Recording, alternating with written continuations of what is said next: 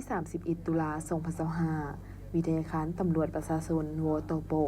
จัดพิธีเปิดสุดเหียนให้นักศึกษาปริญญาโทรุ่นที่18และปิดสุดเหียนมอบประกาศนียบัตรให้นักศึกษาปริญญาโทรุ่นที่16โดยการเป็นประธานของพลจัตวาปริญญาเอกโอไดทิลันดาหัวหน้าอำนวยการวิทยาคารตำรวจประชาชน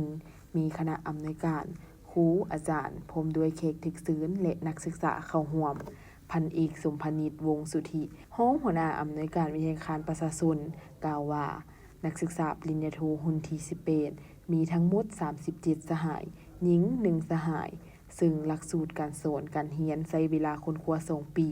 ในนี้ได้เรียนภาคทฤษฎีมี63หน่วยกิตระยะการใช้เวลาเขียนบทป้องกันบท7เดือนคือปีที่1ภาคเรียนที่1มี20หน่วยกิตภาคเรียนที่2มี23หน่วยกิตและปีที่2ภาคเรียนที่1มี20หน่วยกิตและภาคเรียนที่2ใช้เวลา7เดือนในการปฏิบัติบรรดาขั้นตอนแผนเบียกคือคุณครูเลือกฟินมอบหัวข้อวิทยานิพนธ์และอาจารย์ที่ปรึกษานักศึกษาเขียนโค้งหางวิทยานิพนธ์สร้างแผนลงเก็บกำข้อมูลให้สำเร็จและผ่านอาจารย์ที่ปรึกษาจัดตั้งพิธีป้องกันบุตรโครงหางวิทยานิพนธ์นักศึกษาลงเก็บกำข้อมูลและรายงานผลเก็บกำข้อมูลเขียนและป้องกันบุตรวิทยานิพนธ์ให้สำเร็จเพื่อยั่งยืนจบสั้นพร้อมกันนี้พิธียังได้ผ่านข้อตกลงปิดสุดเหียนให้นักศึกษาปริญญาโทรุ่นที่16ที่ได้สำเร็จการศึกษาในครั้งนี้โดยโครงการหลักสูตรการเรียนการสอนแม่นเริ่มจัดตั้งปฏิบัติมาแต่วันที่15พฤศจิกายน2023โดยมีนักศึกษาทั้งหมด21สหายหญิง2สหายและนักศึกษาคนครัวหำเรียนใช้เวลา2ปี